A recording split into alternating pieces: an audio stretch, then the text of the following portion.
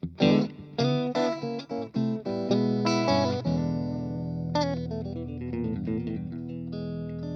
guys, it's me and Justin again here for another episode of Rut Busters. This is episode 9, so you're watching this on the Andertons channel. And if you want to see either episode 8 or perhaps episode 10, you need to go and watch those on Justin's channel because he gets the evens ones and I get the odd ones. And today... Yes, what is today? Today is chord extensions. So, I'm sure you've heard of like 7s, 9s and 11s and 13s before. Most of us have heard Definitely of the 13th 7s chord or and whatever. 9s, you see the odd 13 and an 11, Exactly. I must admit. So Yeah. I think The 11s are less common. They're kind of more, slightly more jazzier sort of thing. But they're really, really useful. Now, there's 3 kind of chord families, right? Major, minor and 7. That's the 3 types.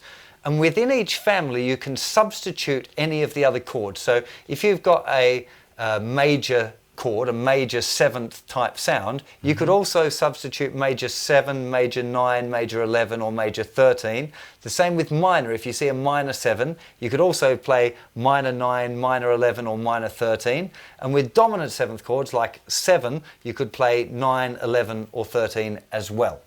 Now that is a revelation to me. I'm not saying I understand what you're saying yet, but I didn't realise, I only ever thought there were major and minor chords. I never even realised there was such a thing called a dominant chord. So the dominant is that dominant 7th sound, just so you hear the difference. So if I'm playing, there's a regular C chord. Yep, C major. C major. If I add the 7th note of the scale, this note, the note B, and then the rest of it, I've just refingered it so it's, you see it's the same. These 2 notes are the same, and I've just added the B note there. So there, So there's C. What have you done on that? There's C. So there's There's C, the little triad. There's the bass note. And I'm just moving that C down to the note B.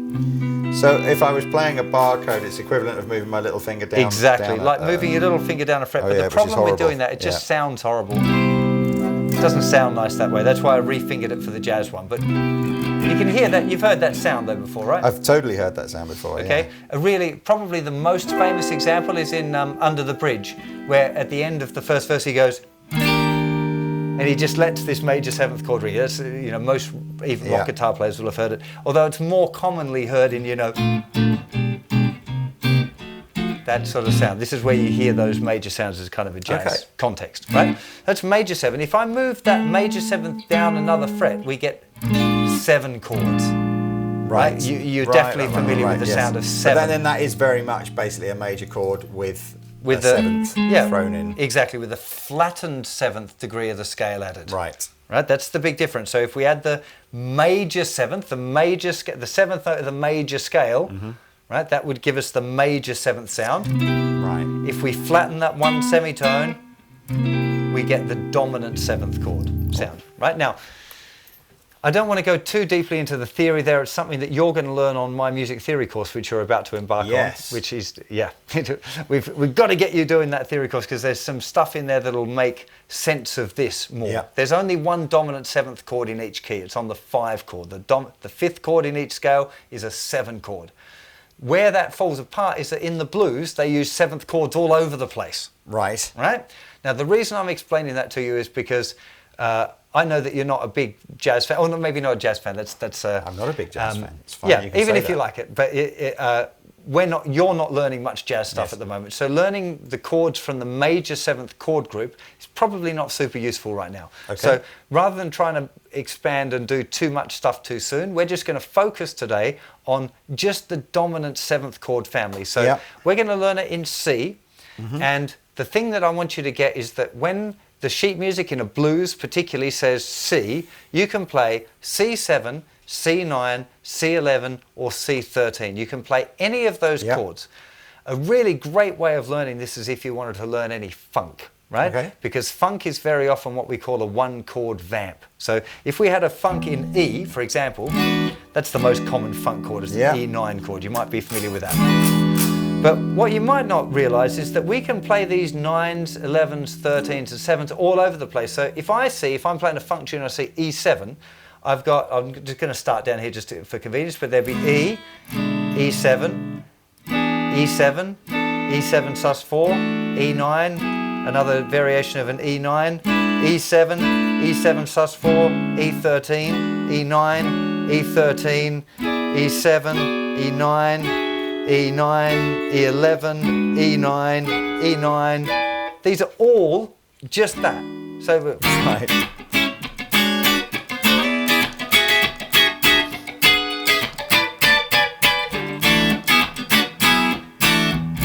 That's all E9.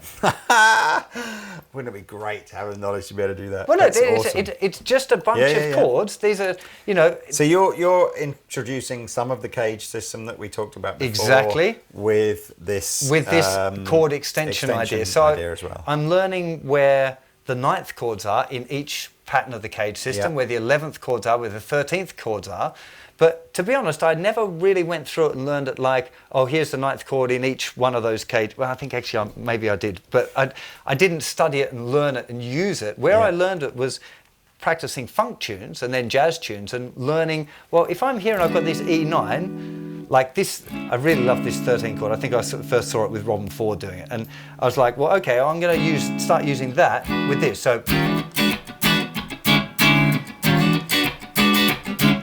I might just start by using just that one extension. It's a 13, E13. Still an E13. Yeah, because I've got the E down here. So you're just going from the 9 to the 13? Yeah, that's 9 to 13. Or a really common 9 to 13 is that there's the 13. Yeah.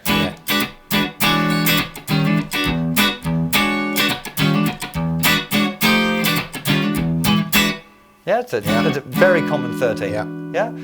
This one, really nice one. This is our dominant 7th version of the D chord. There was D, D7. Now if we use our little cage thing and move it up to E, that's an E7, right? Okay. There was D, there's D sus4, there's D7, there's D7 sus4, so there's E7, E7 sus4, which makes for a really nice run.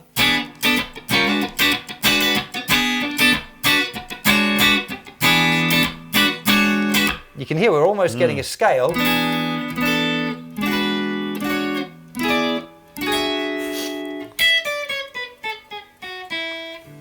Right. Now, what I'm trying, now that was a lot of stuff. I hope we didn't have a late night last night. What I'm trying to get, the point of all of this, aside from giving you some new chords, which I'm going to write out for you before the lesson and explain it in a little bit more detail, is I want you to get used to the idea that there's this big pool of notes that we can draw from, and so long as we get the right scale family involved, we're okay. Yeah. Yeah? Yeah. So that was an E7 chord. Do you remember I said something earlier that, oh, there's only one 7 chord in the key? Did I say that? You did, I think, say that, yes. Do you remember what scale degree it might have been found on? I said the 7 chord is only found on one scale degree, and it is the... I don't remember. 5 chord.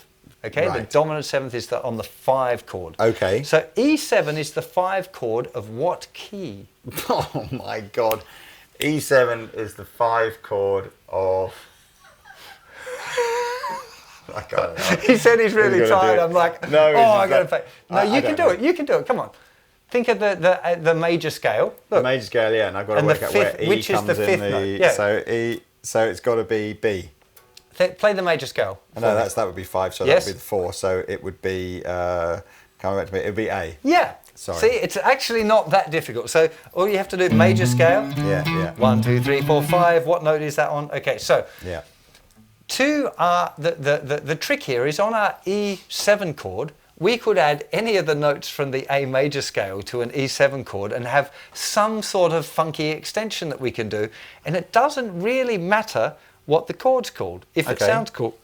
So that was E7. You know that, have you learned that version of E7 before? No, so I mean E7 to me is just...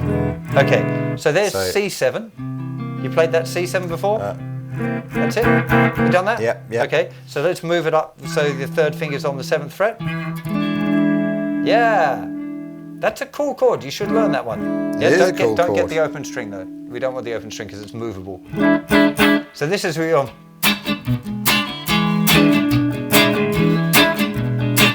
If you wanted to play in a soul band or that sort of thing, this is where it's at. Or country if you learn this.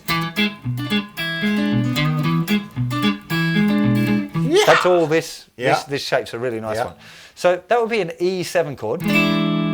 If we wanted to add the next note up, would be that. So E to F. Next note of the A. It's the next note of the A major scale. But look, way we've got E9. Back 2 frets. That's it. So we had E. Second finger. That's it. Yeah. Then E9. Then we had E13 like this. Yeah. That's just it's adding the 13th note of the E Mixolydian mode would be the technical name for it, but let's not go there because he might have a heart failure or something. That's it. Now add little finger. That's it. Now here's a next cool one. Remember we said there's not that many chord shapes that we get in the G shape? Yes. Well, here's one, which is a dominant 7th chord. This is an E7. Now, have you ever played A7 like that before? I don't think so, no. Okay, that's a very Clapton-y kind of way of playing an A7 chord. Okay. It's really nice. Lots of songs use that as a way of playing A7. It's a lot cooler than this one. I was about to say that's a little bit like something you might learn. I don't know, Three Blind Mice or something. But this one,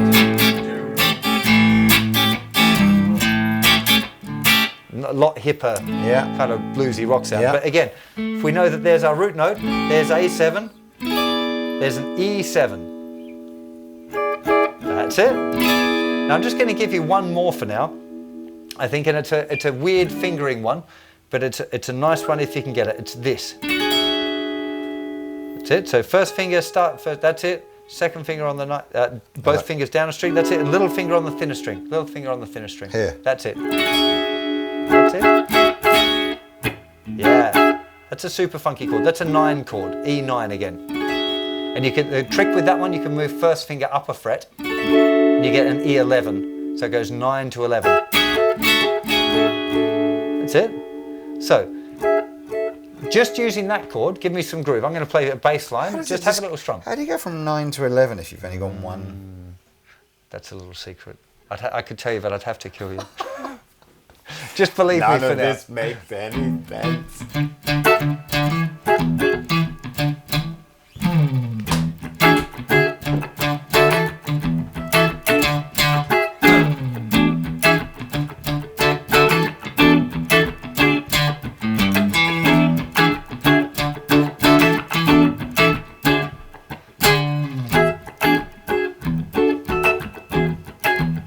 That's nice. Yeah. What about one of those other chords? What are the other chords that we just looked at?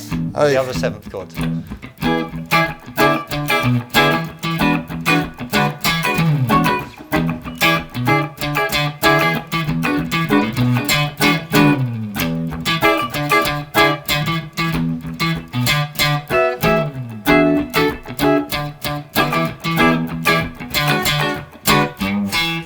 Yeah, anyway, now we're getting it. I just have to remember them all. But okay, there is a few to remember, and as your chord vocabulary increases, you'll find that there's more grips. However, what's really important is that you learn. The reason I'm trying to get you doing some now is that if you just, a lot of people end up with this chord book or a list of chords that they try and remember and practice, but they're not putting it into musical terms, right? And that's where it's really important is to learn, like you've just learned this,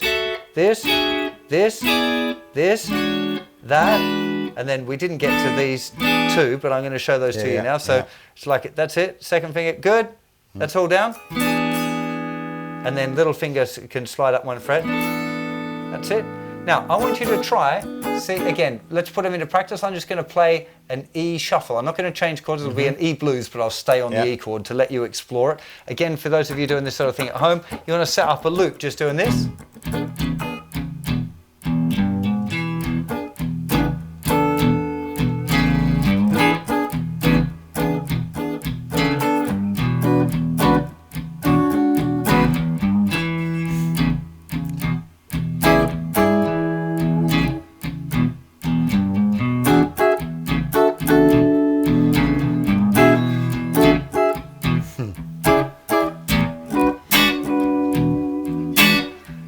I feel like I've missed.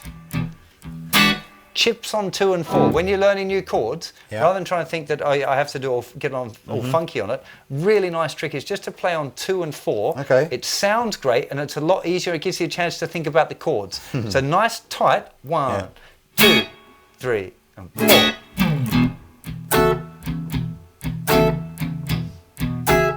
That's it.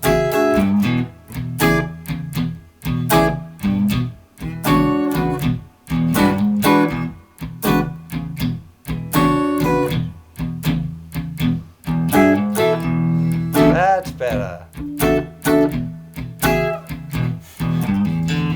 Oh, good. That's it.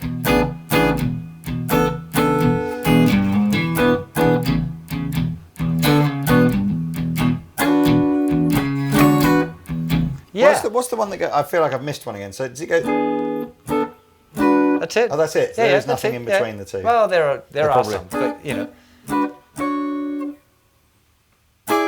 That's it.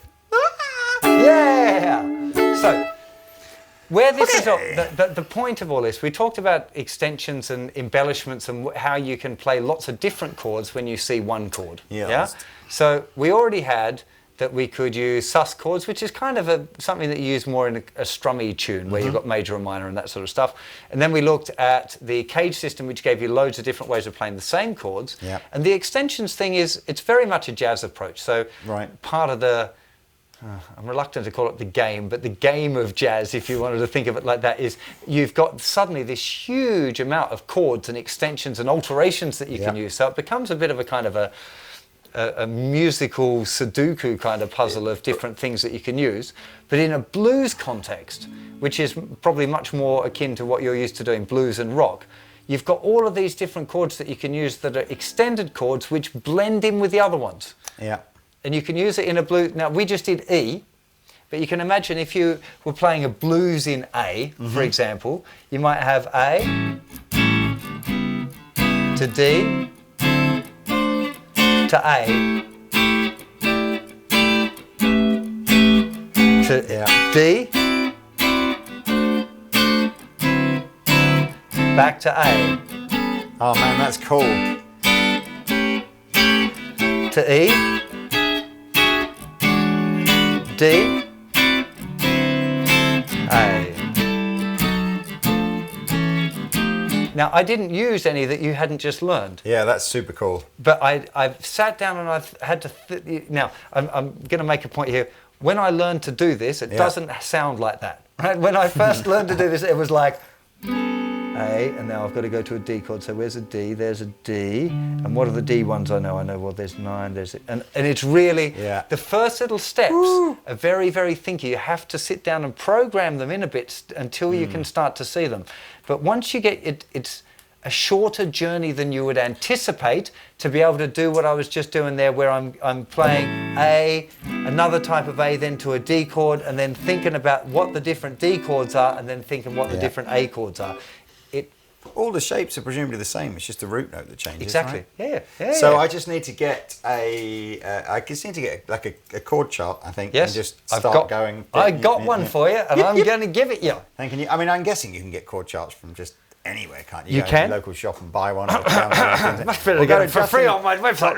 And go to for free or something. If you want these ones, and the sheet that I'm going to email you to print out for yourself on the website is called the Dominant 7th Chord Extensions, and it's a set where you can play the whole series, this melody.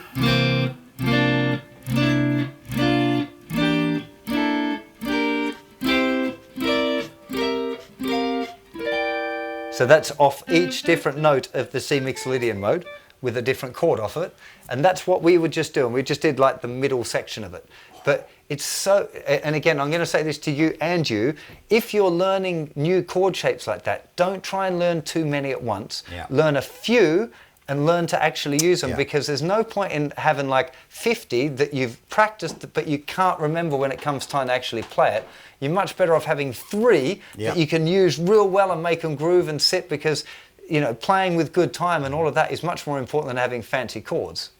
Well, I like it. And so that kind of, just to end, that sort of blues turnaround in my head, that sort of when they're playing the 12 bar and you go, is that just literally playing all those different extensions effectively It can. Well, I'm not sure exactly which one you mean. The root note, there must be some sort of walking bass line there, but a lot of those turnarounds where you're hearing something more. Do you mean this, like? Yeah. That one? Yeah. So that one's a 1-6-2-5, which is a jazz chord progression, so where we are actually changing. It's going A7, F sharp 7, B7, E7, back to A. So that's not exactly what we were just not exactly because there's something of what you were playing before did sound kind of like well, because that's a common jazz thing, is this idea of changing. If you were playing a jazz blues,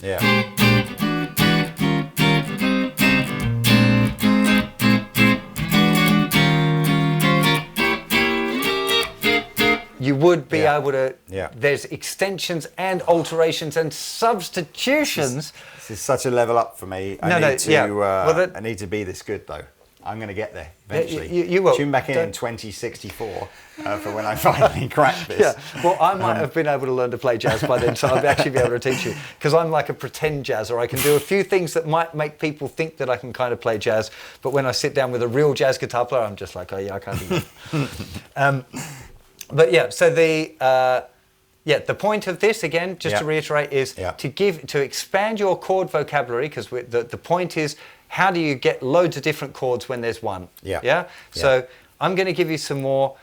If you want more lessons on this, check it out on the website, the dominant seventh chord extensions lesson. There's plenty of stuff on it. Or the blues rhythm guitar series also teaches you the same sort of stuff, but just one at a time. I give you a backing track and say, here's one chord to learn. There's a ninth chord. So you practice just using that one chord around. That's cool, man. You got it? Yes, no, absolutely not. But I guess that's not the point of these things. This is definitely a... No, the point is for you to get it, you've not opened that you can the play door it. ajar, but I don't feel that it's wide enough yet for me to sort of put my foot in it yet. So, but I'm, it's cool. This is the stuff that we, when going back to episode 7 or 8, whichever one it was, this was exactly the kind of stuff that I know is going to be a big leap for me, but that I really, really wanted to try and get to. Cool.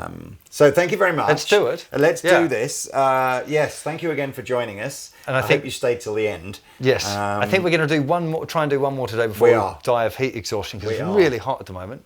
The next one's going to be Hendrix embellishments, which are really sexy. So you're going to want to stay tuned for that one. And that's going to be episode...